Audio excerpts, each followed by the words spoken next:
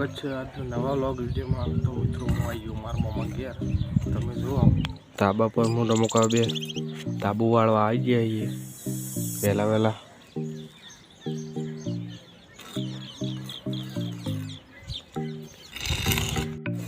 તો ગાઈસ જુઓ ધાબાનો